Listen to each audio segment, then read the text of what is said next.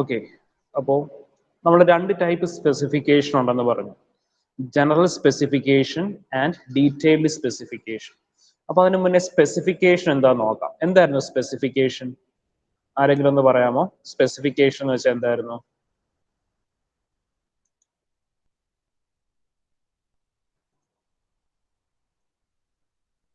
നിങ്ങൾക്ക് മനസ്സിലായ രീതിയിൽ പറഞ്ഞാൽ മതി. എന്താണ് സ്പെസിഫിക്കേഷൻ?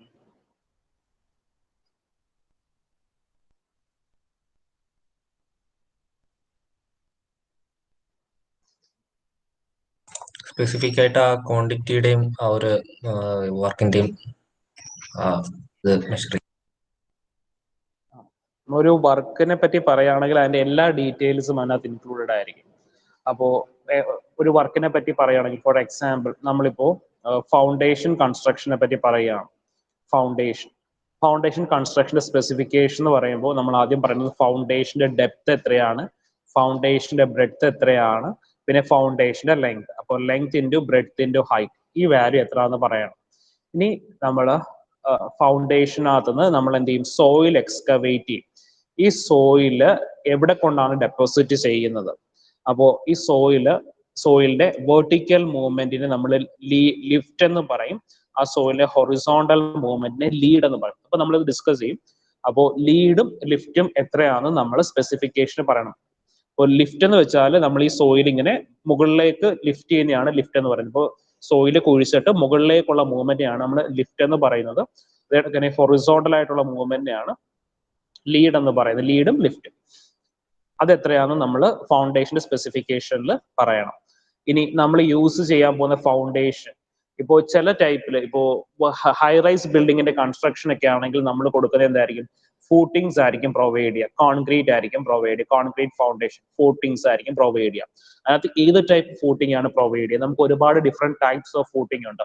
ഇൻഡിവിജ്വൽ ഫൂട്ടിംഗ് ഉണ്ട്, സ്റ്റെപ്ഡ് ഫൂട്ടിംഗ് ഉണ്ട്, കമ്പൈൻഡ് ഫൂട്ടിംഗ് ഉണ്ട്. അതിനകത്ത് ഏത് ടൈപ്പ് ഫൂട്ടിംഗ് ആണ് നമ്മൾ പ്രൊവൈഡ് ചെയ്യാൻ പോകുന്നതെന്ന് സ്പെസിഫിക്കേഷനകത്ത് പറയണം. ഇനി നമ്മൾ ആ ഫൂട്ടിങ്സിനകത്ത് പ്രൊവൈഡ് ചെയ്യേണ്ട ഗ്രേഡ് ഓഫ് കോൺക്രീറ്റ് നമുക്കറിയാം. M20, M25, M30 എന്ന് പറഞ്ഞ ഡിഫറെന്റ് ഗ്രേഡ്സ് ഓഫ് കോൺക്രീറ്റ് ഉണ്ട്. അത് ഏത് ഗ്രേഡ് ഓഫ് കോൺക്രീറ്റ് ആണ് നമ്മൾ യൂസ് ചെയ്യുന്നതെന്ന് സ്പെസിഫൈ ചെയ്യണം. ഇനി ആ ഗ്രേഡ് ഓഫ് കോൺക്രീറ്റിന്റെ മിക്സ് പ്രപ്പോർഷൻ, നമുക്കറിയാം കോൺക്രീറ്റ് ഒരു മിക്സ് പ്രപ്പോർഷൻ ഉണ്ട്.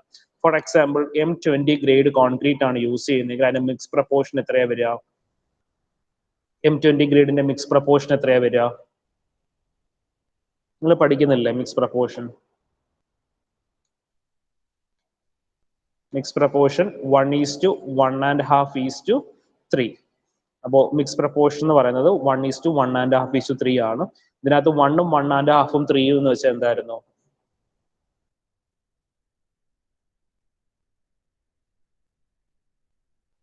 വണ്ണും 1.5ഉം 3ഉം എന്ന് വെച്ചാൽ നിങ്ങൾ മിക്സ് പ്രപ്പോർഷൻ പഠിക്കുന്നില്ലേ? ആരെങ്കിലും ഒന്ന് പറയാമോ? Cement sand aggregate ratio. Cement sand and aggregate ratio. അപ്പോൾ നമ്മൾ പ്രൊവൈഡ് ചെയ്യുന്ന cement sand and aggregate ratio ഇത്രയാണെന്ന് സ്പെസിഫിക്കേഷനിൽ പറയണം. ഇനി അതേ കണക്ക് തന്നെ ഒരു ഫൂട്ടിങ്ങിന് കോൺക്രീറ്റ് ചെയ്യാൻ എത്ര M³ കോൺക്രീറ്റ് വേണം? അപ്പോൾ ചിലപ്പോൾ നമുക്ക് 10 M³ കോൺക്രീറ്റ് വേണ്ടി വരും നമുക്ക് എന്ത് ചെയ്യാനായിട്ട്? ഫൗണ്ടേഷൻ കോൺക്രീറ്റ് ചെയ്യണം. അപ്പോൾ എത്ര M³ കോൺക്രീറ്റ് വേണ്ടി വരും അവിടെ ഫൗണ്ടേഷൻ കൺസ്ട്രക്ട് ചെയ്യാൻ?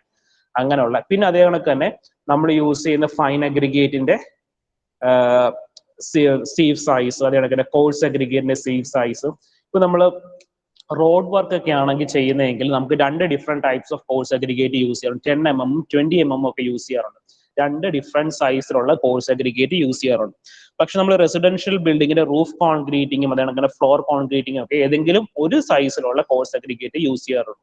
അപ്പൊ അങ്ങനെയുള്ള കാര്യങ്ങളെല്ലാം ഇൻ ഡീറ്റെയിൽ ആയിട്ട് കൊടുക്കുന്നതിനെയാണ് നമ്മൾ സ്പെസിഫിക്കേഷൻ എന്ന് പറയുന്നത്. അപ്പോൾ ഒരു ഗുഡ് എസ്റ്റിമേറ്റ് ആണ് നമ്മൾ പ്രിപ്പയർ ചെയ്യുന്നതെങ്കിൽ അതിനകത്ത് സ്പെസിഫിക്കേഷൻ കറക്റ്റും ആക്യുറേറ്റ് ആയിട്ടും ഉണ്ടാകും. സ്പെസിഫിക്കേഷൻ കറക്റ്റ് ആയിട്ടുണ്ടെങ്കിൽ നമുക്ക് വർക്ക് പെർഫോം ചെയ്യാനായിട്ട് വളരെ എളുപ്പമാണ്. എസ്റ്റിമേറ്റ് പ്രിപ്പയർ ചെയ്യാനും വളരെ എളുപ്പമാണ്. അപ്പോൾ അതിന്റെ ഡെഫിനിഷൻ ഓർത്തിരിക്കുക. An engineering specification describes the nature and class of work, materials to be used in work, workmanship, etc. required for completing an engineering project in accordance with drawings and details. Upon nature and class of work, materials to be used in work, workmanship. Okay. ഇനി നമുക്ക് എന്താണ് general specification, എന്താണ് detailed specification എന്ന് നോക്കാം. പേര് പോലെ തന്നെയാണ്, general സ്പെസിഫിക്കേഷനകത്ത് വളരെ കുറച്ച് കാര്യങ്ങൾ മാത്രമേ സ്പെസിഫിക്കേഷനകത്ത് ഇൻക്ലൂഡ് ചെയ്യുള്ളൂ. പക്ഷേ ഡീറ്റെയിൽഡ് സ്പെസിഫിക്കേഷൻ അങ്ങനെയല്ല. ഞാനിപ്പം പറഞ്ഞ എക്സാമ്പിൾ കണക്ക് തന്നെ each and every point detailed സ്പെസിഫിക്കേഷനകത്ത് കൊടുത്തിട്ടുണ്ടാവും. ഇനി നമുക്കൊരു ബിൽഡിങ്ങിന്റെ ഡിഫറെന്റ് വർക്സിന്റെ ഡീറ്റെയിൽഡ് സ്പെസിഫിക്കേഷൻ എങ്ങനെയാണ് എഴുതേണ്ടതെന്ന് നോക്കണം. ഇത് വളരെ ഇമ്പോർട്ടന്റ് ആണ്. ഇതൊന്നും ഒരു ക്വസ്റ്റ്യൻ ഷുവർ ആയിട്ടും യൂണിവേഴ്സിറ്റി എക്സാമിന് ചോദിക്കും. The detailed specification of various items of. നമുക്കറിയാം ഒരു ബിൽഡിംഗ് കൺസ്ട്രക്ട് ചെയ്യാനായിട്ട് നമ്മൾ ആദ്യം ചെയ്യുന്നത് എന്താണ്? ഫൗണ്ടേഷൻ ആണ് ഒരു ബിൽഡിങ്ങിന്റെ ആദ്യം കൺസ്ട്രക്ട് ചെയ്യുന്ന പോർഷൻ, സബ്സ്ട്രക്ചർ. അപ്പോൾ സബ്സ്ട്രക്ചർ കൺസ്ട്രക്ട് ചെയ്യാനായിട്ട് എന്ത് ചെയ്യണം? നമ്മൾ ആദ്യം എർത്ത് വർക്ക് എക്സ്കവേറ്റ് ചെയ്യണം. അപ്പോൾ എർത്ത് വർക്ക് എക്സ്കവേഷൻ ഇൻ ഫൗണ്ടേഷന്റെ സ്പെസിഫിക്കേഷൻ ആണ് നമ്മൾ ആദ്യം നോക്കുന്നത്. ഇത് വളരെ ഇമ്പോർട്ടന്റ് ആണ്. ഒരുപാട് തവണ യൂണിവേഴ്സിറ്റി എക്സാംസിന് ചോദിച്ചതാണ് എർത്ത് വർക്ക് എക്സ്കവേഷന്റെ സ്പെസിഫിക്കേഷൻ എഴുതാൻ. നിങ്ങൾക്ക് KTUവിന്റെ ഫസ്റ്റ് ബാച്ച് ആണ്, നിങ്ങൾ എക്സാം എഴുതാൻ പോകുന്ന ഫസ്റ്റ് ബാച്ച് ആണ്. നിങ്ങളുടെ സീനിയേഴ്സിന് എക്സാം ഉണ്ടായില്ല. അതുകൊണ്ട് കേരള യൂണിവേഴ്സിറ്റിക്കും അതേ കണക്ക് തന്നെ ബിടെക് KTUവിനും ഒക്കെ ചോദിക്കുന്ന ഒരു ഇമ്പോർട്ടന്റ് ക്വസ്റ്റ്യൻ ആയിരുന്നു എർത്ത് വർക്ക് എക്സ്കവേഷൻ ഇൻ ഫൗണ്ടേഷന്റെ സ്പെസിഫിക്കേഷൻസ് എഴുതാനായിട്ട്. ഓക്കെ, അപ്പൊ അതിനകത്ത് ഫസ്റ്റ് പോയിന്റ് എന്ന് പറയുന്നത് എക്സ്കവേഷൻ. ഇപ്പൊ നമ്മളൊരു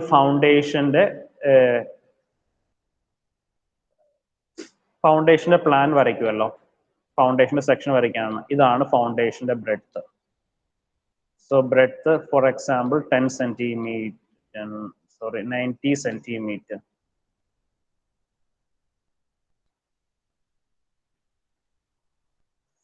ഹൈറ്റ് 80 സെന്റിമീറ്റർ. ഇതാണ് ഫൗണ്ടേഷന്റെ ബ്രെഡ്ത്തും ഡെപ്തും. ഇനി അത് കണക്ക് തന്നെ ഫൗണ്ടേഷൻ ഉണ്ടാവും, ഒരു ലെങ്തും ഉണ്ടാവും. അപ്പോൾ നമ്മൾ ഫൗണ്ടേഷന് വേണ്ടി എക്സ്കവേറ്റ് ചെയ്യുമ്പോൾ ഫൗണ്ടേഷന്റെ ബ്രെഡ്ത്തും ഡെപ്തും എത്രയാണോ റിക്വയർഡ്, ആ റിക്വയർഡ് ബ്രെഡ്ത്തും ഡെപ്തും മാത്രമേ എക്സ്കവേറ്റ് ചെയ്യാവുള്ളൂ. ഇപ്പോൾ ഫൗണ്ടേഷന്റെ ബ്രെഡ്ത്ത് 90, ഹൈറ്റ് 80 സെന്റിമീറ്റർ അങ്ങനെയാണെങ്കിൽ നമ്മൾ എക്സ്കവേറ്റ് ചെയ്യുന്നതും അതേ സെയിം 90യും 80 സെന്റിമീറ്റേഴ്സ് മാത്രമേ എക്സ്കവേറ്റ് ചെയ്യാവുള്ളൂ. അതിൽ കൂടുതൽ എക്സ്കവേറ്റ് ചെയ്ത് വെച്ചാൽ റിമൈനിങ് പോർഷനും ഫൗണ്ടേഷനായിട്ട് തന്നെ കൺസ്ട്രക്ട് ചെയ്യണം. ഫോർ എക്സാമ്പിൾ ഇപ്പോൾ ഞാൻ എക്സ്കവേറ്റ് ചെയ്തു, അപ്പോൾ 80 ഹൈറ്റും 90, ഇത് എക്സാക്ട് ഫൗണ്ടേഷന്റെ ബ്രെഡ്ത്തും ഡെപ്തും ഞാൻ എക്സ്കവേറ്റ് ചെയ്തു. പക്ഷെ ഞാൻ എക്സ്കവേറ്റ് ചെയ്യുന്ന സമയത്ത് ബൈ മിസ്റ്റേക്ക് ഇവിടെ ഇങ്ങനെ ചെറിയൊരു വളവ് പോലെ വന്നു. എന്ന് വെച്ചാൽ നമുക്ക് ഇപ്പൊ എക്സ്കവേറ്റ് ചെയ്യുമ്പോൾ മിസ്റ്റേക്സ് വരാം. ഇങ്ങനെ ചെറിയൊരു എക്സ്കവേറ്റ് ചെയ്തതിനകത്ത് ഒരു ചെറിയ ഡിപ്രഷനോ വളവോ ഒക്കെ വന്നു. അങ്ങനെ വന്നു കഴിഞ്ഞാൽ ഈ വളഞ്ഞിരിക്കുന്ന പോർഷൻ നമ്മൾ മണ്ണിട്ട് ഫില്ല് ചെയ്യാൻ പാടില്ല. അവിടെ എന്ത് ചെയ്യണം? അവിടെയും ഫൗണ്ടേഷൻ തന്നെ കൊടുക്കേണ്ടി വരും. ബിക്കോസ് ഇവിടെ നമ്മൾ സോയിൽ ഇട്ട് ഫില്ല് ചെയ്ത് കഴിഞ്ഞാൽ അവിടെ സോയിലിന്റെ ബിയറിംഗ് കപ്പാസിറ്റി കുറഞ്ഞ് ഫൗണ്ടേഷൻ നമ്മൾ വിചാരിക്കുന്ന അത്രയും സ്ട്രെങ്തിൽ നിൽക്കത്തില്ല. അതുകൊണ്ട് ഇതിനക്ക് എക്സ്ട്രാ എന്തെങ്കിലും പോർഷൻ നമ്മൾ എക്സ്കവേറ്റ് ചെയ്ത് പോയാൽ എന്ത് ചെയ്യണം? അത് കോൺട്രാക്ടർ തന്നെ അതിനുള്ള എക്സ്പെൻസ് മീറ്റ് ചെയ്യണം. ആ എക്സ്പെൻസ് ഒരിക്കലും ക്ലയന്റിന് മേടിക്കാൻ പാടില്ല. അപ്പൊ അത് ഓർത്തിരിക്കുക. അപ്പോൾ ഫൗണ്ടേഷൻ എക്സ്കവേറ്റ് ചെയ്യുമ്പോൾ എന്തായിരിക്കണം? എക്സാക്ട് ബ്രെഡ്ത്ത് ആൻഡ് ഡെപ്തിലായിരിക്കണം എക്സ്കവേറ്റ് ചെയ്യേണ്ടത്. ഇനി നമ്മൾ ബിൽഡിംഗ് കൺസ്ട്രക്ട് ചെയ്യുന്നത് എപ്പോഴും ഹാർഡ് സോയിൽ ആവണമെന്നില്ല. ഇപ്പൊ ചില കേസിൽ നിയർ റിവർ സൈഡ് അല്ലെങ്കിൽ പാടങ്ങളുടെ സൈഡിലോ ഒക്കെ നമുക്ക് എന്ത് ചെയ്യാം? നമ്മൾ ബിൽഡിങ്സ് കൺസ്ട്രക്ട് ചെയ്യാറുണ്ട്. അപ്പൊ അങ്ങനെ കൺസ്ട്രക്ട് ചെയ്യുന്ന സമയത്ത് നമ്മൾ ഈ എക്സ്കവേറ്റ് ചെയ്ത് വെച്ചേക്കുന്ന പോർഷൻസിൽ ചില കേസിൽ എന്ത് ചെയ്യാം? മണ്ണിടിഞ്ഞ് ഈ എക്സ്കവേറ്റഡ് പോർഷനിലേക്ക് വീഴാനുള്ള സാധ്യതകളുണ്ട്. അപ്പോൾ ആ കേസിൽ നമ്മൾ എന്ത് ചെയ്യണം? ഈ എക്സ്കവേറ്റ് ചെയ്ത പോർഷനെ നമ്മളിങ്ങനെ സേഫ് ആയിട്ട് നിർത്തണം. എക്സ്കവേറ്റഡ് റീജിയനെ സേഫ് ആയിട്ട് നിർത്താനായിട്ട് നമ്മൾ എന്ത് ചെയ്യും? ഒന്നെങ്കിൽ ടിമ്പർ അല്ലെങ്കിൽ എന്തെങ്കിലും അയൺ വർക്ക്സ് വെച്ച് അതിനെ ആ മണ്ണ് ഇടിഞ്ഞ് വീഴാതിരിക്കാനായിട്ട് നമ്മൾ എന്തെങ്കിലും എക്സ്ട്രാ വർക്ക്സ് പ്രൊവൈഡ് ചെയ്യും. അതിനെയാണ് നമ്മളിവിടെ ഷോറിങ്സ് എന്ന് പറയുന്നത്. പ്രൊട്ടക്റ്റഡ് വിത്ത് ടിമ്പർ ഷോറിങ്സ്. യൂഷ്വലി നമ്മൾ ടിമ്പർ ഷോറിങ്സ് ആണ് പ്രൊവൈഡ് ചെയ്യുന്നത്. ഇപ്പൊ എർത്ത് വർക്ക് എക്സ്കവേറ്റ് ചെയ്യുമ്പോൾ ആ എക്സ്കവേറ്റഡ് പോർഷനിലേക്ക് സോയിൽ വന്ന് വീഴാതിരിക്കാനായിട്ടാണ് നമ്മൾ എന്ത് ചെയ്യുന്നത്? ഷോറിങ്സ് പ്രൊവൈഡ് ചെയ്യുന്നത്. യൂഷ്വലി പ്രൊവൈഡ് ചെയ്യുന്ന ടിമ്പർ ഷോറിങ്സ് ആണ്. ഇപ്പൊ ടിമ്പർ തന്നെ പ്രൊവൈഡ് ചെയ്യണമെന്നില്ല, ചിലപ്പോൾ നമ്മൾ അയൺ ഷോറിങ്സ് ഒക്കെ പ്രൊവൈഡ് ചെയ്യാറുണ്ട്. അപ്പൊ അതാണ് എക്സ്കവേഷനകത്ത് പറയുന്നത്. ഇനി സെക്കൻഡ് പറയുന്നതാണ് ഫിനിഷ് ഓഫ് ട്രെഞ്ച്. അപ്പൊ നമ്മൾ എക്സ്കവേറ്റ് ചെയ്യാൻ ഫൗണ്ടേഷൻ കൺസ്ട്രക്ട് ചെയ്യാൻ ഒരു കുഴി എടുത്തു. എന്നിട്ട് എന്ത് ചെയ്യണം? അതിനെ നമ്മളൊരു ഫൗണ്ടേഷന്റെ റിക്വയർഡ് ബ്രെഡ്ത്തിലും ഡെപ്തിലുമായിട്ട് അതൊന്ന് ഫിനിഷ് ചെയ്യാം, സൈഡൊക്കെ ഒന്ന് റെഡിയാക്കി എടുക്കാം. ഇപ്പൊ നമ്മൾ മെഷീൻ വെച്ചിട്ടാണ് എക്സ്കവേറ്റ് ചെയ്യുന്നത്. ഫോർ എക്സാമ്പിൾ നമ്മൾ JCB വെച്ചിട്ടൊക്കെയാണ് എക്സ്കവേറ്റ് ചെയ്യുന്നതെങ്കിൽ ഈ എക്സ്കവേറ്റ് ചെയ്യുന്ന സോയില് ഒരു ഒരു റെഗുലർ ഷേപ്പിലായിരിക്കില്ല ഇവിടെ നിൽക്കുന്നത്. ഈ എക്സ്കവേറ്റ് ചെയ്ത പോർഷൻ വാനം തോണ്ടി കഴിയുമ്പോൾ ഒരു റെഗുലർ ഷേപ്പിൽ കിട്ടില്ല. അപ്പൊ എന്താണ്, ഒരു വർക്കർ ഇറങ്ങി അല്ലെങ്കിൽ ഒരു കൂലി ഇറങ്ങി നിന്നിട്ട് എന്ത് ചെയ്യും, അതൊരു റെഗുലർ ഷേപ്പ്, കറക്റ്റ് ഒരു റെക്ടാങ്കുലർ ഷേപ്പിൽ അത് വെട്ടിയെടുക്കാറുണ്ട്. അപ്പോൾ അതാണ് ആ പറയുന്നത് finish of trench. The bottom of the foundation trench shall be perfectly level both longitudinally and transversely, and the sides of trench shall be dressed perfectly vertical. Okay, അതാണ് finish of ട്രെഞ്ചിൽ പറയുന്നത്. ഇനി finds എന്ന് പറഞ്ഞു കഴിഞ്ഞാൽ ഇപ്പൊ നമ്മൾ ഫൗണ്ടേഷന് വേണ്ടി എന്താണ് എക്സ്കവേറ്റ് ചെയ്തു. അങ്ങനെ എക്സ്കവേറ്റ് ചെയ്യുന്ന സമയത്ത് ഭൂമിക്കടിയിൽ നിന്ന് നമുക്ക് എന്തെങ്കിലും സ്വർണവോ അങ്ങനെ എന്തെങ്കിലും സാധനങ്ങൾ കിട്ടുവാണെങ്കിൽ അത് ആരുടെ പ്രോപ്പർട്ടി ആയിരിക്കും? അത് പിന്നെ ഗവൺമെന്റിന്റെ പ്രോപ്പർട്ടി ആയിരിക്കും. അതാണ് ഈ പറയുന്ന ഫൈൻസ്. അപ്പൊ അതും സ്പെസിഫിക്കേഷനകത്ത് പറയും നമ്മൾ any valuable treasures or materials found during excavation shall be the property of government. ഇനി വാട്ടർ ഇൻ ഫൗണ്ടേഷൻ. അപ്പൊ ഞാൻ നേരത്തെ പറഞ്ഞു നമ്മൾ എക്സ്കവേറ്റ് ചെയ്യുന്ന പോർഷൻ അല്ലെങ്കിൽ ബിൽഡിംഗ് കൺസ്ട്രക്ട് ചെയ്യുന്ന പോർഷൻ നിയർ റിവർ സൈഡ് ഒക്കെ ആണെങ്കിൽ എന്തായിരിക്കും, water leakage to the foundation ഉള്ള പോസിബിലിറ്റി കൂടുതലാണ്. വാട്ടർ ലീക്കേജ് ഫൗണ്ടേഷൻ ട്രെഞ്ചസ് അങ്ങനെയുള്ള പോസിബിലിറ്റി കൂടുതലാണ്. അല്ലെങ്കിൽ ഇപ്പോൾ നമ്മൾ ഫൗണ്ടേഷന് വേണ്ടി എക്സ്കവേറ്റ് ചെയ്തു, അപ്പൊ നല്ലൊരു മഴ പെയ്ത് കഴിഞ്ഞാൽ എന്ത് ചെയ്യും, ഈ ട്രെഞ്ചിനകത്ത് നിറയെ വെള്ളം കെട്ടിക്കിടക്കും. അപ്പൊ എന്ത് ചെയ്യണം, ഈ വാട്ടർ ആ പോർഷൻ നമ്മൾ ഡീവാട്ടർ ചെയ്യണം. ആ ഡീവാട്ടർ ചെയ്യേണ്ട കോസ്റ്റ് മീറ്റ് ചെയ്യേണ്ടത് ആ ബിൽഡിംഗ് കോൺട്രാക്റ്റിന് എടുത്ത ആളായിരിക്കണം. അല്ലാതെ ആ എക്സ്പെൻസ് ക്ലയന്റിന്റെ കയ്യിൽ നിന്ന് വാങ്ങാൻ പാടില്ല. ഒരു കോൺട്രാക്ടറുടെ ഉത്തരവാദിത്വമാണ് ആ ഒരു പോർഷൻ നീറ്റ് ആയിട്ട് കീപ്പ് ചെയ്യേണ്ടത്. അതാണ് ഈ പറയുന്നത് water in foundation without any extra payment. ഇനി നെക്സ്റ്റ് പറയുന്നതാണ് ട്രെഞ്ച് ഫില്ലിംഗ്. ട്രെഞ്ച് ഫില്ലിംഗ് എന്ന് പറയുമ്പോൾ ഇപ്പൊ നമ്മൾ ഫോർ എക്സാമ്പിൾ നമ്മൾ സ്റ്റെപ്ഡ് ഫൂട്ടിംഗ് ആണ് പ്രൊവൈഡ് ചെയ്തിരിക്കുക. സ്റ്റെപ്ഡ് ഫൂട്ടിംഗ് എന്ന് പറയുമ്പോൾ എങ്ങനെ വരും?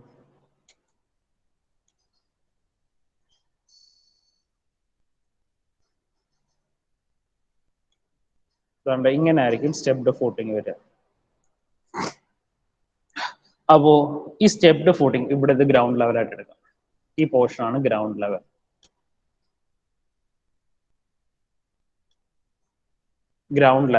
ഇപ്പോ നമ്മൾ സ്റ്റെപ്ഡ് ഫൂട്ടിംഗ് ആണ് പ്രൊവൈഡ് ചെയ്തിരിക്കുന്നത്.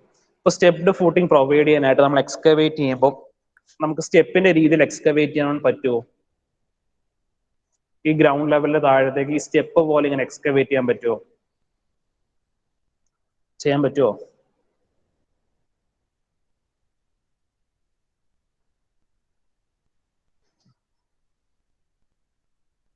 ചോദിച്ചതിന് മറുപടി പറഞ്ഞാൽ കൊള്ളായിരുന്നു.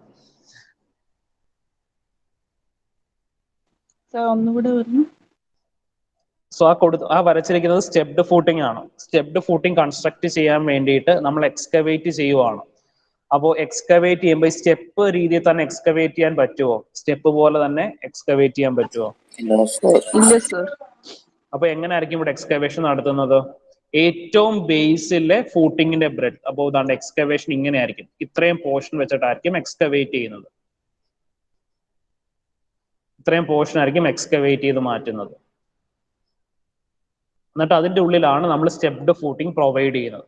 അപ്പൊ സ്റ്റെപ്ഡ് ഫൂട്ടിംഗ് പ്രൊവൈഡ് ചെയ്തതിന് ശേഷം എന്താ ചെയ്യുക? ഈ റിമൈനിങ് പോർഷനിൽ സോയിൽ ഇട്ട് ഫില്ല് ചെയ്യും. അതാണ് ഈ പറയുന്ന ട്രെഞ്ച് ഫില്ലിംഗ് എന്ന് പറയുന്നത്. Trench filling. ഇനി നെക്സ്റ്റ് ലാസ്റ്റ് ഇതിന്റെ മെഷർമെന്റ്സ് എങ്ങനെയാണ് നമ്മൾ എടുക്കുന്നത്? മെഷർമെന്റ്സ്. അപ്പോ എക്സ്കവേഷന്റെ മെഷർമെന്റ്സ് നമ്മൾ എടുക്കുന്നത് length into breadth into height, length into breadth into height. The length of excavation into breadth of excavation into height of excavation. The measurement shall be broken in cumex. അതായത് meter cube. The measurement shall be broken in cumecs. അതായത് metre ക്യൂബിലാണ് measurement എടുക്കുന്നത്. That means length of excavation into breadth of excavation into height of excavation. Okay, ഇനി നേരത്തെ നമ്മൾ ലീഡും ലിഫ്റ്റിന്റെയും കാര്യങ്ങൾ പറഞ്ഞിരുന്നു. എന്താ ലീഡ്, എന്താ ലിഫ്റ്റ് എന്ന് പറഞ്ഞത് ഓർക്കുന്നുണ്ടോ?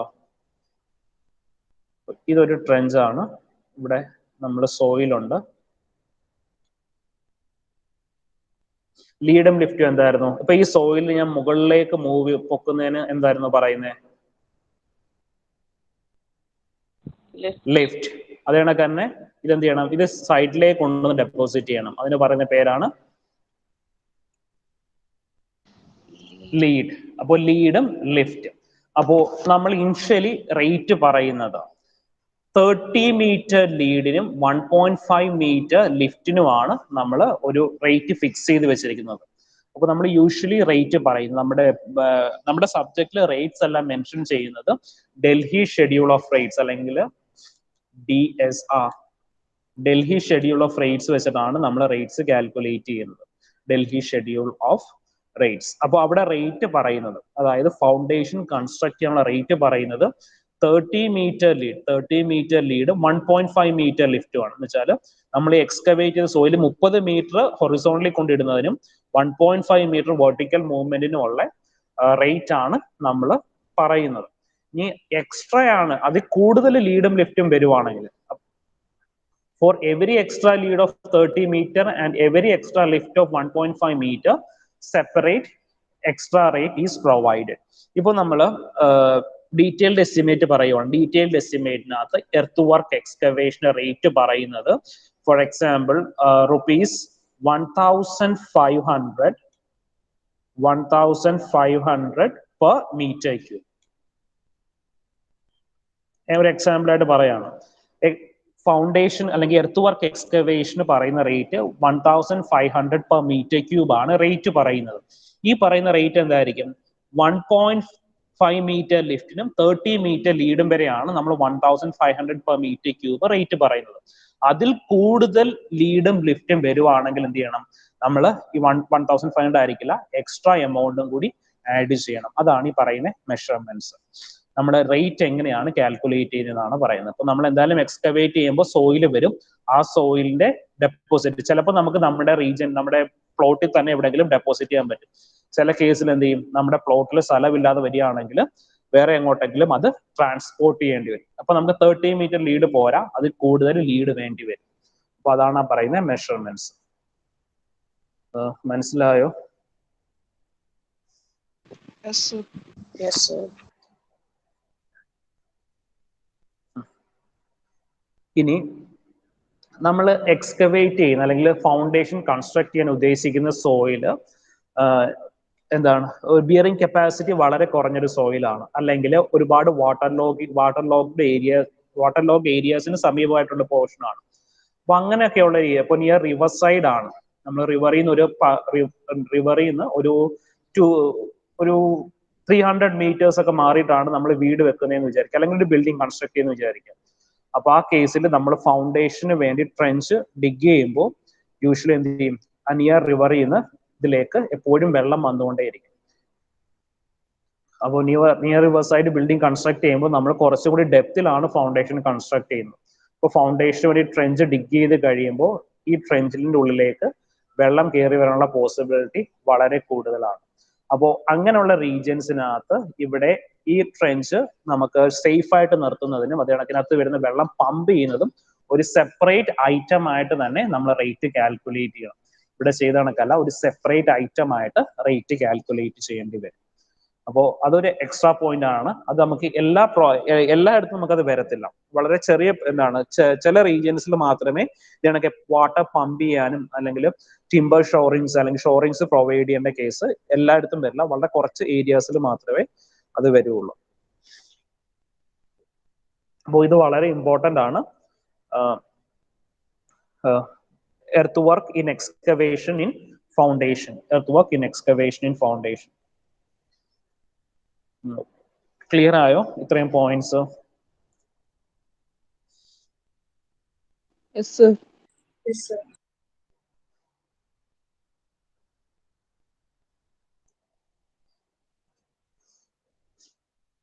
അപ്പോൾ നമുക്ക് പ്രോബ്ലം ചെയ്യാനായിട്ട് ഓർത്തിരിക്കേണ്ട ഒരു പോയിന്റ് എന്ന് പറയുന്നത് എർത്ത് വർക്ക് എക്സ്കവേഷന്റെ റേറ്റ് കാൽക്കുലേഷൻ. എർത്ത് വർക്ക് എക്സ്കവേഷന്റെ റേറ്റ് കാൽക്കുലേറ്റ് ചെയ്യുന്നത് വോളിയത്തിലാണ്, length into breadth into height, അല്ലെങ്കിൽ അതിന്റെ ക്വാണ്ടിറ്റി കാൽക്കുലേറ്റ് ചെയ്യുന്നത് മീറ്റർ ക്യൂബിലാണ്, ലെങ്ത് ഇൻറ്റു ബ്രെഡ്ത്ത് ഇൻറ്റു ഹൈറ്റിലാണ് കാൽക്കുലേറ്റ് ചെയ്യുന്നത്. ഇനി നെക്സ്റ്റ് പറയുന്നതാണ് ലൈം കോൺക്രീറ്റ് ഇൻ ഫൗണ്ടേഷൻ.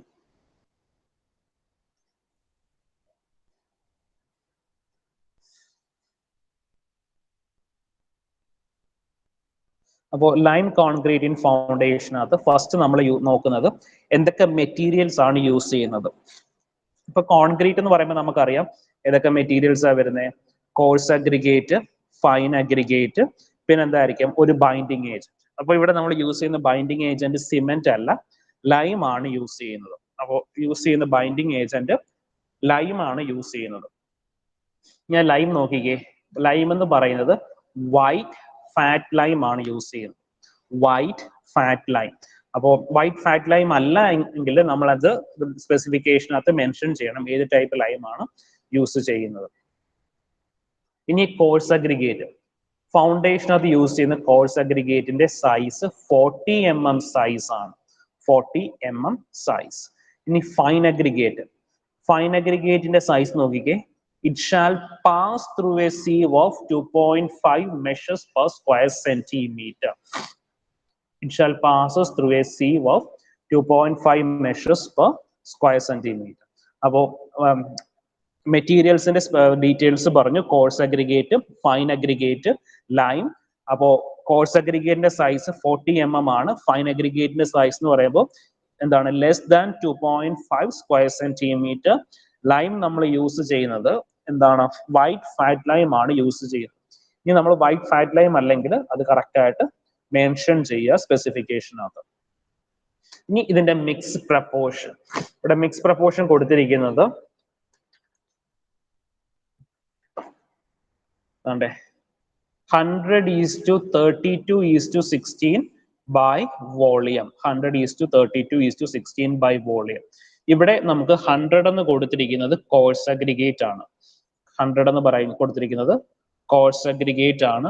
32 എന്ന് പറഞ്ഞ് കൊടുത്തിരിക്കുന്നത് ഫൈൻ അഗ്രിഗേറ്റ്, ഫൈൻ അഗ്രിഗേറ്റ് ആണ്. 16 എന്ന് പറഞ്ഞ് കൊടുത്തിരിക്കുന്നത് ലൈം ആണ്. ഇവിടെ ലൈമിന്റെ പ്രപ്പോർഷൻ ആണ് 16 ആയിട്ട് കൊടുത്തിരിക്കുന്നത്. 0.16 m³ of white lime, 32 m³ of സാൻഡോസുർക്കി. സാൻഡോസുർക്കി എന്ന് പറയുന്നത് ഫൈൻ അഗ്രിഗേറ്റ് ആണ്. 1 m³ ബ്രിക്ക് ബലാസ്റ്റ്. അപ്പോൾ 1 m³ ബ്രിക്ക് ബലാസ്റ്റ്. അപ്പൊ അതാണ് നമ്മൾ പറയുന്നത് 100 മിക്സ് പ്രപ്പോർഷൻ ഉള്ള 100 എന്താണ്, കോഴ്സ് അഗ്രിഗേറ്റ് ആണ് നമ്മൾ യൂസ് ചെയ്യുന്നത്. മിക്സ് പ്രപ്പോർഷൻ അത് 100 എന്ന് പറയുന്നത് കോഴ്സ് അഗ്രിഗേറ്റ് ആണ്. നമ്മൾ യൂസ് ചെയ്യുന്ന കോഴ്സ് അഗ്രിഗേറ്റ് ബ്രിക്ക് ബലാസ്റ്റ്. 32 എന്ന് പറയുന്നത് ഫൈൻ അഗ്രിഗേറ്റ് ആണ്. നമ്മൾ യൂസ് ചെയ്യുന്ന fine aggregate surkhi, sand or cinder. 0.16 അല്ലെങ്കിൽ 16 m³ of white fat lime ആണ് യൂസ് ചെയ്യുന്നത്.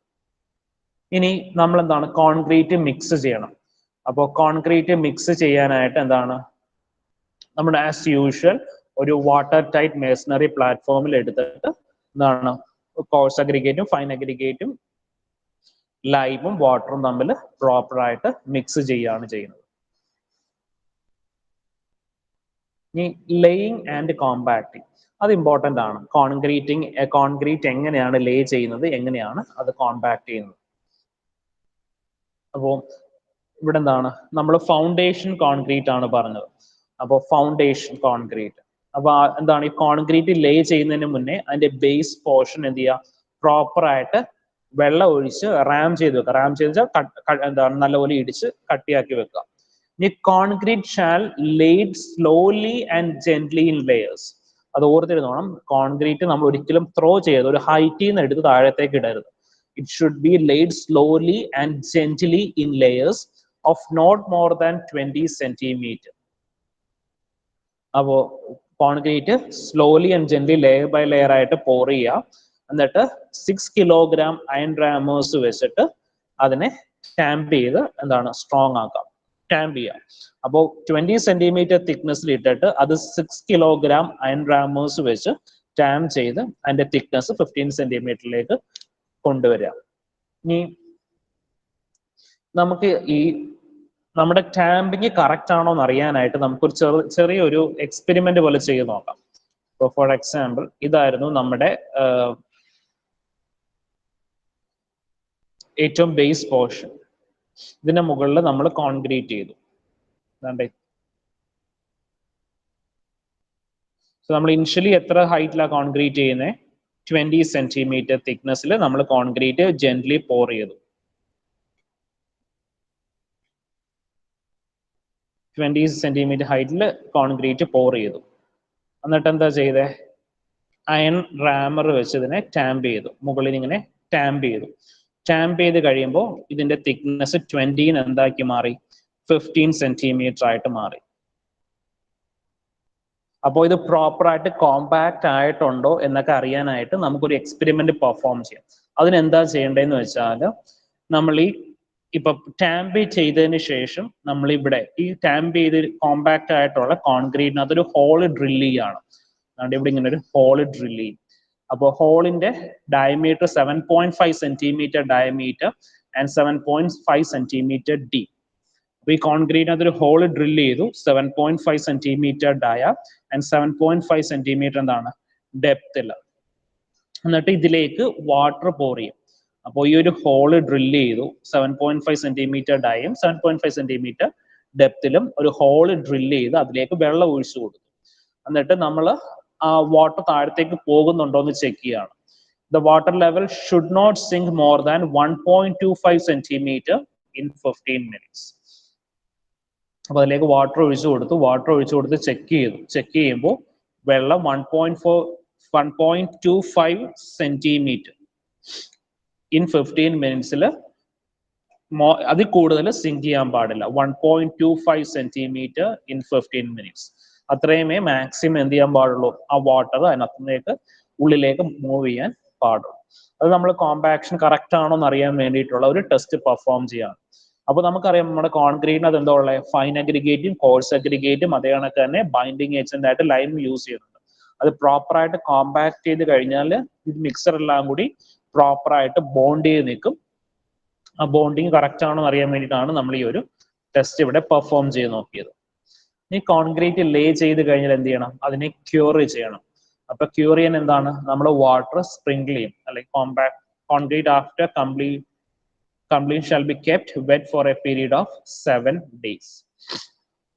7 ദിവസത്തേക്ക് നമ്മൾ എന്താണ് അത് ക്യൂർ ചെയ്യുന്നുണ്ട്. ആ 7 daysൽ വേറെ കൺസ്ട്രക്ഷൻ ഒന്നും അതിന്റെ മുകളിൽ ചെയ്യാൻ പാടില്ല.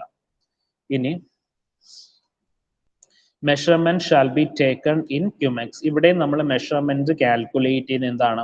വോളിയത്തിലാണ് കാൽക്കുലേറ്റ് ചെയ്യുന്നത്. വോളിയത്തിൽ എന്ന് പറയുമ്പോൾ ലെങ്ത് ഇൻറ്റു ബ്രെഡ്ത്ത് ഇൻറ്റു ഹൈറ്റിലാണ് കാൽക്കുലേറ്റ് ചെയ്യുന്നത്.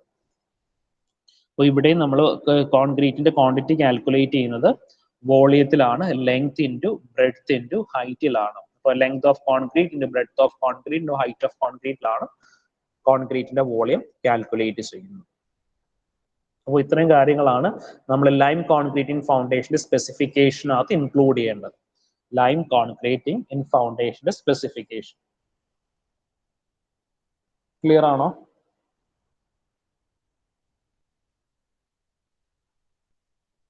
Yes, sir.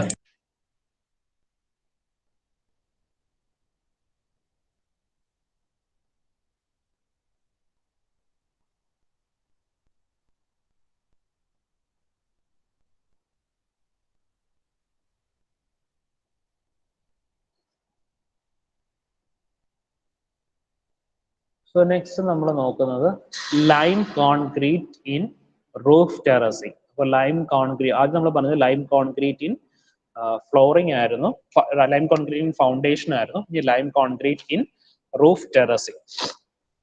അപ്പോൾ കോൺക്രീറ്റ് എന്ന് പറയുമ്പോൾ നമ്മൾ ആദ്യം തന്നെ എന്ത് ചെയ്യണം? അതിന്റെ മെറ്റീരിയൽസിന്റെ സ്പെസിഫിക്കേഷൻ എഴുതണം. അപ്പോൾ കോൺക്രീറ്റിന്റെ സ്പെസിഫിക് മെറ്റീരിയൽസ് എന്ന് പറയുമ്പോൾ കോഴ്സ് അഗ്രിഗേറ്റ് ഉണ്ട്, ഫൈൻ അഗ്രിഗേറ്റ് ഉണ്ട്. ഇവിടെ നമ്മൾ ബൈൻഡിങ് ഏജന്റ് ആയിട്ട് യൂസ് ചെയ്യുന്നത് ലൈം ആണ്. ലൈം എന്ന് പറയുമ്പോൾ നമ്മൾ വൈറ്റ് ഫാറ്റ് ലൈം ആണ് എന്ത് ചെയ്യുന്നത്? കോൺക്രീറ്റിങ്ങിന് വേണ്ടി യൂസ് ചെയ്യുന്നത് വൈറ്റ് ഫാറ്റ് ലൈം. നമ്മൾ കോഴ്സ് അഗ്രിഗേറ്റിന്റെ സൈസ് നോക്കാം. Coarse aggregate of 20 mm size. അപ്പോൾ ഓർത്തിരിക്കുക, കോഴ്സ് അഗ്രിഗേറ്റിന്റെ സൈസ് നമ്മൾ എടുക്കുന്നത് 20 mm സൈസ് ആണ്. അതിന്റെ ഷേപ്പും കൂടെ ഓർത്തിരിക്കുക. It is റഫ്ലി cubical in shape. It's റഫ്ലി cubical in shape. അപ്പോൾ coarse aggregate of size 25 mm. പിന്നെ പറയുന്നതൊക്കെ നമുക്കറിയാവുന്നതാണ്. Should be hard, clean, free from dust, dirt and other foreign matters, homogeneous in texture. ഷേപ്പും കൂടെ ഓർത്തിരിക്കണം. റഫ്ലി ക്യൂബിക്കൽ ഇൻ ഷേപ്പ്. ഇനി fine aggregate. Fine അഗ്രിഗേറ്റിന്റെ size നോക്കി. It shall pass through 2.5 measures per square centimeter. 2.5 measures per square centimeter. ഇവിടെ നമ്മൾ സാൻഡും സുർക്കിയും ഒക്കെയാണ് fine aggregate ആയിട്ട് use ചെയ്യുന്നത്. അപ്പൊ ഈ 3 കാര്യങ്ങളാണ് നമ്മൾ കോഴ്സ് ലൈം കോൺക്രീറ്റിംഗ് റൂഫ് ടെറസിങ്ങിന്റെ മെറ്റീരിയൽസിന്റെ സ്പെസിഫിക്കേഷൻ. ഈ നെക്സ്റ്റ് നമ്മൾ അതിന്റെ മിക്സ് പ്രപ്പോർഷൻ നോക്കുവാണ്. 100:36:18 by volume.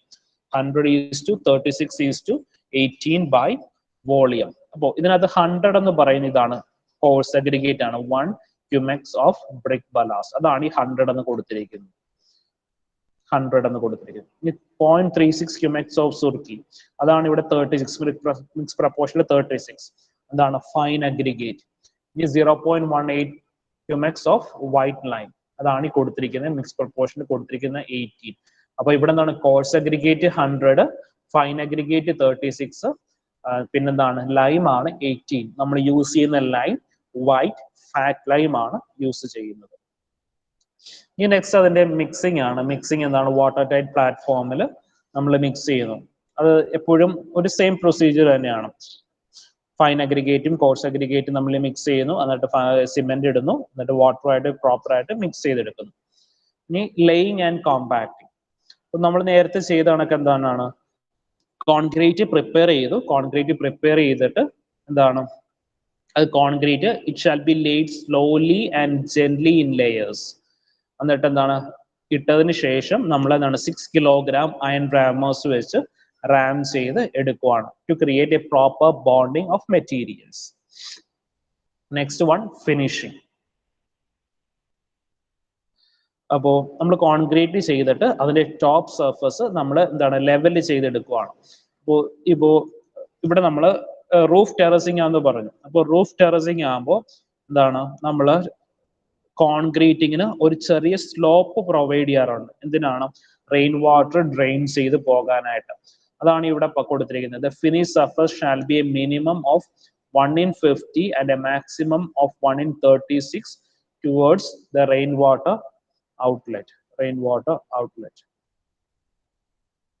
അപ്പോ ഫിനിഷിംഗ്. അപ്പോൾ റൂഫ് കോൺക്രീറ്റിങ്ങിനകത്ത് നമ്മൾ ആ റൂഫ് സർഫസ് എന്താണ് അതിന്റെ സ്ലോപ്പും കൂടെ ഓർത്തിരിക്കുക. 1:50 to a maximum of 1:36. ഇനി ക്യൂറിങ് എങ്ങനെയാ ചെയ്യുന്നത്? നമ്മൾ വാട്ടർ സ്പ്രിങ്കിൾ ചെയ്തുകൊണ്ടേയിരിക്കണം. ഈ ലാസ്റ്റ് മെഷർമെന്റ്. ഇവിടെ നമുക്ക് മെഷർമെന്റ്സിനകത്ത് ഒരു വ്യത്യാസമുണ്ട്. ലൈം കോൺക്രീറ്റിംഗ് ഇൻ റൂഫ് ടെറസിങ്ങിൽ മെഷർമെന്റ് എടുക്കുന്നത് ഏരിയയിലാണ്. ലൈം കോൺക്രീറ്റ് ഇൻ റൂഫ് ടെറസിങ്ങിൽ മെഷർമെന്റ് എടുക്കുന്നത് ഏരിയയിലാണ്, സ്ക്വയർ മീറ്റേഴ്സിലാണ് എടുക്കുന്നത്. പക്ഷേ ബാക്കി എന്താണ് ലൈം കോൺക്രീറ്റ് ഇൻ ഫൗണ്ടേഷനകത്ത് നമ്മൾ മെഷർമെന്റ് എടുക്കുന്നത് മീറ്റർ ക്യൂബിലാണ്.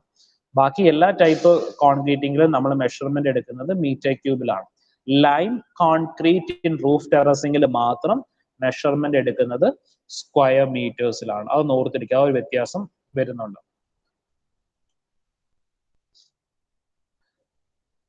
സോ ക്ലിയർ ആയോ പറഞ്ഞത്?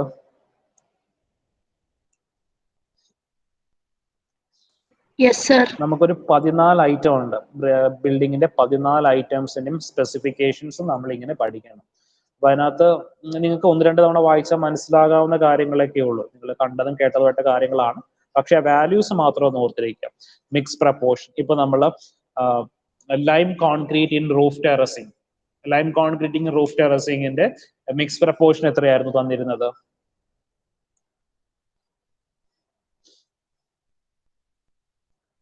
ലൈം കോൺക്രീറ്റിംഗ് റൂഫ് ടെറസിങ്ങിന്റെ മിക്സ് പ്രപ്പോർഷൻ എനിക്ക് പറഞ്ഞില്ലേ ഉള്ളൂ. ലൈം കോൺക്രീറ്റിംഗ് റൂഫ് ടെറസിങ്ങിന്റെ mix proportion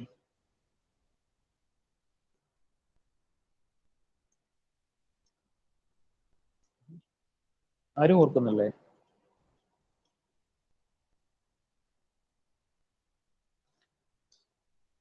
lime concreting in roof terracing അല്ലെങ്കിൽ ലൈം കോൺക്രീറ്റിംഗ് ഇൻ ഫൗണ്ടേഷൻ, ഇതിന്റെ മിക്സ് പ്രപ്പോർഷൻസ് എത്രയായിരുന്നു പറഞ്ഞത്? 100:32:16. 100:32:16 ആണ് ലൈം കോൺക്രീറ്റ് ഇൻ ഫൗണ്ടേഷൻ. 100:32:16. അല്ലാതെ 100 എന്ന് പറഞ്ഞാൽ എന്തായിരുന്നു? Coarse aggregate. Coarse aggregate. 32 എന്ന് പറയുന്നത് Fine aggregate. Fine aggregate. 16 എന്ന് പറയുന്നത്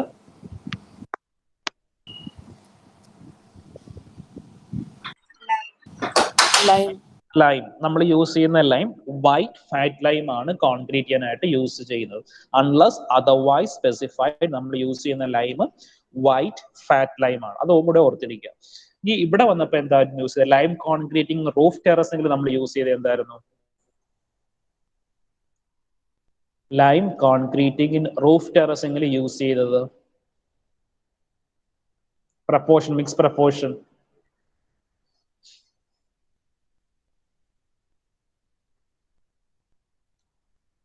Mixed proportion 100:32:80. 100:36:80. അവിടെ 100 എന്ന് പറഞ്ഞാൽ കോഴ്സ് അഗ്രിഗേറ്റ്, 100 എന്ന് പറഞ്ഞാൽ കോഴ്സ് അഗ്രിഗേറ്റ്, 36 എന്ന് വെച്ചാൽ ഫൈൻ അഗ്രിഗേറ്റ്, 80 എന്ന് പറഞ്ഞാൽ വൈറ്റ് ഫാറ്റ് ലൈം. ആ മിക്സ് പ്രപ്പോർഷൻസ് ഒന്നും മാറിപ്പോകരുത് കേട്ടോ. ആ മിക്സ് പ്രപ്പോർഷൻ മാറിപ്പോയാൽ നിങ്ങൾക്ക് ഇവിടെ മാർക്ക് റെഡ്യൂസ് ചെയ്യും.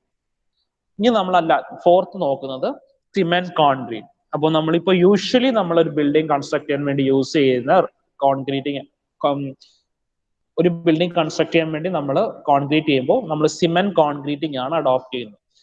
അപ്പോൾ 1:2:4 mix proportion, 1:2:4. M15 grade of concreting ആണ് ഈ പറയുന്ന 1:2:4 എന്ന് പറയുന്നത്. അപ്പോൾ ഫസ്റ്റ് തന്നെ കോൺക്രീറ്റ് ആകുമ്പോൾ അതിന്റെ മെറ്റീരിയൽസ് നോക്കുവാണ്. Coarse aggregate, fine aggregate, cement, water. അപ്പൊ ഈ 3 കാര്യങ്ങൾ ഉണ്ടെങ്കിൽ നമുക്ക് കോൺക്രീറ്റ് ചെയ്യാൻ പറ്റുള്ളൂ. ഈ course അഗ്രിഗേറ്റിന്റെ size 20 mm coarse aggregate and shall be retained on 5 mmc. അപ്പോൾ 5 mm to 20 mm സൈസിലുള്ള കോഴ്സ് അഗ്രിഗേറ്റ് ആണ് നമ്മൾ ഇവിടെ യൂസ് ചെയ്യുന്നത്. ഈ ഫൈൻ അഗ്രിഗേറ്റ് നോക്കിക്കേ, it shall pass through A screen off 5 mmc. അപ്പോൾ ലെസ് ദാൻ 5 mm സൈസ് ഉള്ള ആണ് ഫൈൻ അഗ്രിഗേറ്റ് നമ്മൾ ഇവിടെ യൂസ് ചെയ്യുന്നത്. ഈ സിമെന്റ് നമ്മൾ യൂസ് ചെയ്യുന്നത് പോർട്ട്ലാൻഡ് സിമെന്റ് ആണ് യൂസ് ചെയ്യുന്നത്. നമുക്ക് ഒരുപാട് ഡിഫറെന്റ് ടൈപ്സ് ഓഫ് സിമെന്റ് ഉണ്ട്. പോർട്ട്ലാൻഡ് സ്ലാഗ് സിമെന്റ്, അങ്ങനെ ordinary Portland cement, Portland pozzolanic cement എന്നൊക്കെ പറഞ്ഞ ഒരുപാട് ഗ്രേഡോ ഒരുപാട് ടൈപ്സ് ഓഫ് സിമെന്റ് ഉണ്ട്. പക്ഷെ ഇവിടെ നമുക്ക് പറയുന്നത് എന്താണ്? പോർട്ട്ലാൻഡ് സിമെന്റ് എന്നാണ്, ഫ്രഷ് പോർട്ട്ലാൻഡ് സിമെന്റ് എന്നാണ് പറയുന്നത്. ഈ വാട്ടർ എന്താണ്? Water pure water suitable for drinking purpose ആണ് നമ്മൾ യൂസ് ചെയ്യുന്നത്. അപ്പൊ എന്താണ്? pH 7 വരുന്ന വാട്ടർ ആണ് നമ്മൾ യൂസ് ചെയ്യുന്നത്. pH പ്യൂർലി 7 വരുന്ന വാട്ടർ കുറവാണ്, എന്നാലും നമ്മൾ പറയുന്നത് pH 7 ഉള്ള വാട്ടർ ആണ് നമ്മൾ യൂസ് ചെയ്യേണ്ടതെന്നാണ് പറയുന്നത്. ഇനി എന്താണ്? മിക്സ് പ്രപ്പോർഷൻ 1:2:4 ആണ് മിക്സ് പ്രപ്പോർഷൻ.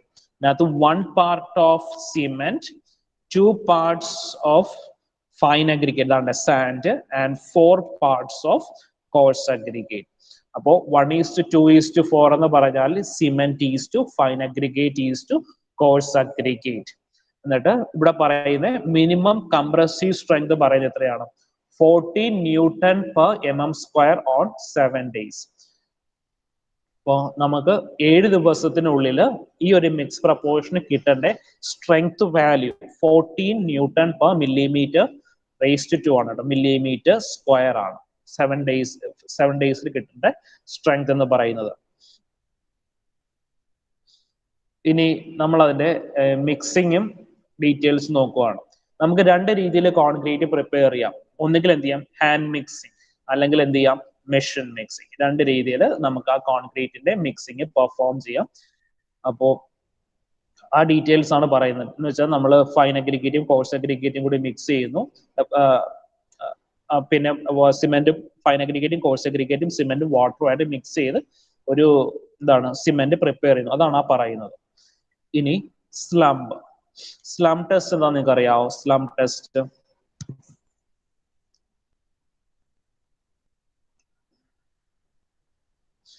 സോ കോൺക്രീറ്റിന്റെ സ്ലം ടെസ്റ്റ് നമ്മൾ പെർഫോം ചെയ്യാറുണ്ട്. സ്ലം ടെസ്റ്റ് പെർഫോം ചെയ്യുന്നത് കോൺക്രീറ്റിന്റെ കൺസിസ്റ്റൻസി എന്ന് പറഞ്ഞ പ്രോപ്പർട്ടി ഐഡന്റിഫൈ ചെയ്യാനാണ് സ്ലം ടെസ്റ്റ് പെർഫോം ചെയ്യുന്നത്. എങ്ങനെയാ സ്ലം ടെസ്റ്റ് പെർഫോം ചെയ്യുന്നതെന്ന് വെച്ചാൽ, സ്ലം ടെസ്റ്റ് പെർഫോം ചെയ്യാനായിട്ട് നമുക്കൊരു കോണിക്കൽ ഷേപ്പിലുള്ള ഒരു അപ്പാരറ്റസ് ഉണ്ട്. ഇങ്ങനെ ഇരിക്കും. സോ സ്ലം ടെസ്റ്റ് പെർഫോം ചെയ്യുന്നത് നമ്മുടെ കോൺക്രീറ്റിന്റെ റിക്വയർഡ് കൺസിസ്റ്റൻസി എത്രയാണെന്ന് അറിയാൻ വേണ്ടിയിട്ടാണ് ചെയ്യുന്നത്. അപ്പോൾ അതുകൊണ്ട് ഇതിനൊക്കെ ഒരു റഫ്ലി ട്രയാങ്കുലർ ഷേപ്പ്, ഒരു ഫ്രസ്ട്രം പോലെ ഒരു സാധനം ഉണ്ടാവും. അപ്പോൾ ഇവിടെയും ഫ്ലാറ്റ് ആണ്, ഇവിടെയും ഫ്ലാറ്റ് ആണ്. നമ്മൾ ഇതിന്റെ മുകളിൽ നിന്ന് ഇങ്ങനെ കോൺക്രീറ്റ് പോർ ചെയ്ത് കൊടുക്കും. കോൺക്രീറ്റ് പോർ ചെയ്യും വെച്ചാൽ 3 ലെയർ ആയിട്ടാണ് ഇതിനകത്ത് കോൺക്രീറ്റ് ഇടുന്നത്. ആദ്യം ഒരു ലെയർ ഇടും, എന്നിട്ട് അതിനെ ടാമ്പ് ചെയ്ത് സ്ട്രോങ് ആകും. പിന്നെ അടുത്ത ലെയർ ഓഫ് കോൺക്രീറ്റ് അതിന്റെ മുകളിലേക്ക് ഇടും, അയൺ റോഡ് വെച്ച് ടാമ്പ് ചെയ്യും. വീണ്ടും അതിന്റെ മുകളിലേക്ക് കോൺക്രീറ്റ് ഇടും, അയൺ റോഡ് വെച്ച് ടാമ്പ് ചെയ്യും. ടാമ്പ് ചെയ്തതിന് ശേഷം നമ്മൾ ഈ കോണിക്കൽ ഷേപ്പിലുള്ള ഈ പോർഷൻ അങ്ങ് റിമൂവ് ചെയ്യും. അപ്പൊ എന്താ സംഭവിക്കുക?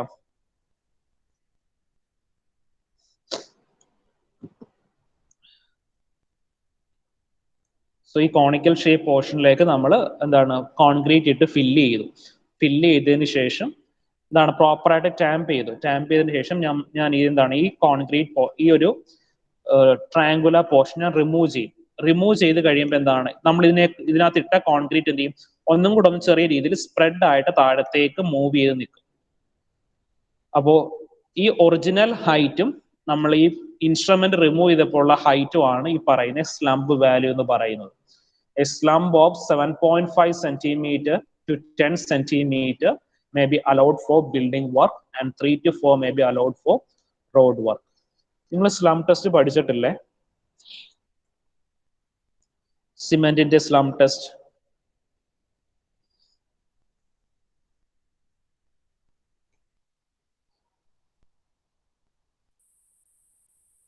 സോ ഈ ഒരു വാല്യൂ നിങ്ങൾ എന്തായാലും ഓർത്തിരിക്കണം. അപ്പോ നമ്മള് സിമെന്റ് കോൺക്രീറ്റിംഗ് ആണ് പെർഫോം ചെയ്യുന്നതെങ്കിൽ അതിന്റെ സ്പെസിഫിക്കേഷനകത്ത് നമ്മൾ സ്ലം ടെസ്റ്റ് പെർഫോം ചെയ്യണം.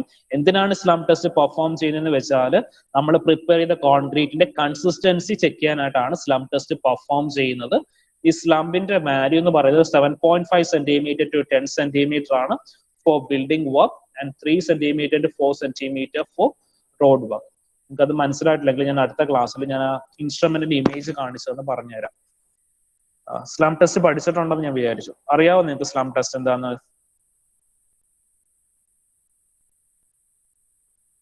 ഒന്നും പറയത്തില്ല. ഇല്ല സർ. സ്ലം ടെസ്റ്റ് അറിയില്ല, ഇല്ല പഠിച്ചിട്ടില്ല. Sir.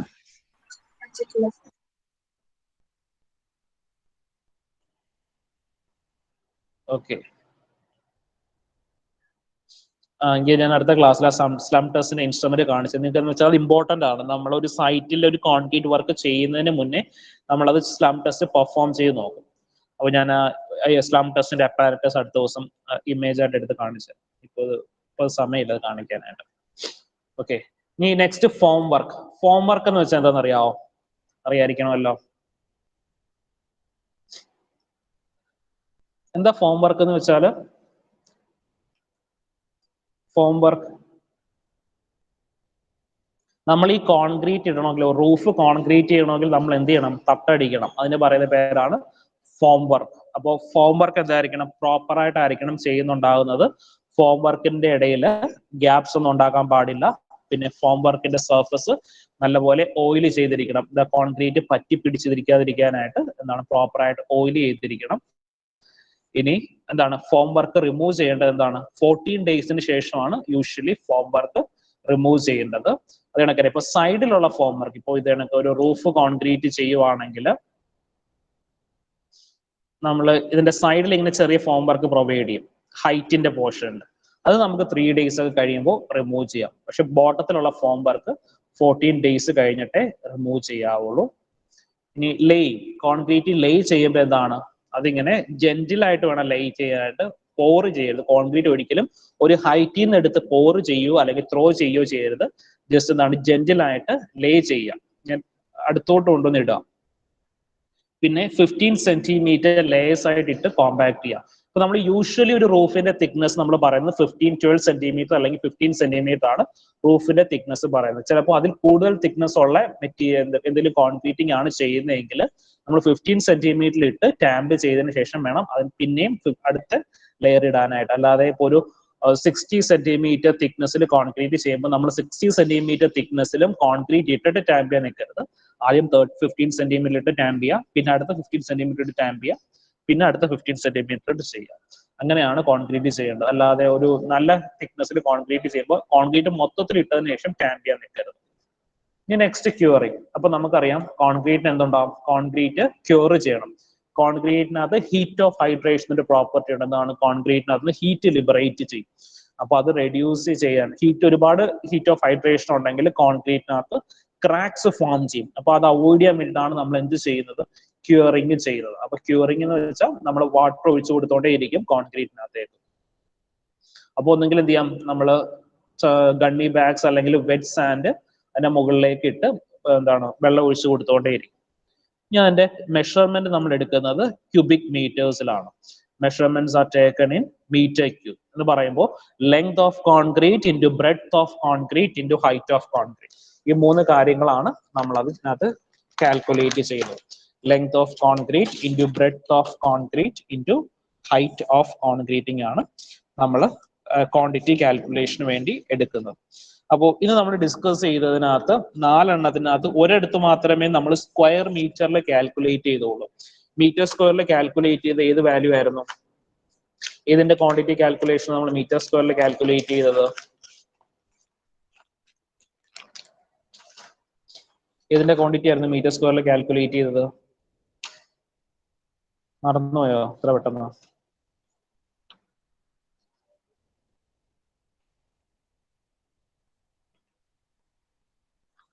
Lime concreting in roof terracing. Lime concreting roof ടെറസിംഗിന്റെ ക്വാണ്ടിറ്റി കാൽക്കുലേറ്റ് ചെയ്തപ്പോഴാണ് നമ്മൾ അവിടെ സ്ക്വയർ മീറ്ററിലാണ് കാൽക്കുലേറ്റ്. ഞാൻ ഇവിടെ മാർക്ക് ചെയ്ത് പറഞ്ഞിരുന്നു, അവിടെ മാത്രമാണ് ഒരു കോൺക്രീറ്റിങ്ങിനകത്ത് സ്ക്വയർ മീറ്ററിൽ ക്വാണ്ടിറ്റി കാൽക്കുലേറ്റ് ചെയ്യുന്നത്. Measurement shall be taken in square metre. അപ്പോൾ റൂഫ് കോൺക്രീറ്റിങ്ങിനകത്ത് സ്ക്വയർ മീറ്റർ എടുക്കുന്നത് ആകപ്പാടെ ലൈം കോൺക്രീറ്റിംഗ് ഇൻ റൂഫ് ടെറസിംഗിലാണ് എടുക്കുന്നത്. ബാക്കി എല്ലായിടത്തും നമ്മൾ ക്വാണ്ടിറ്റി കാൽക്കുലേറ്റ് ചെയ്യുന്നത് മീറ്റർ ക്യൂബിലാണ് കാൽക്കുലേറ്റ് ചെയ്യുന്നത്. ഓക്കെ, ക്ലിയർ ആണോ എല്ലാവർക്കും? Yes, sir. Sir. Yes, sir. Yes, sir.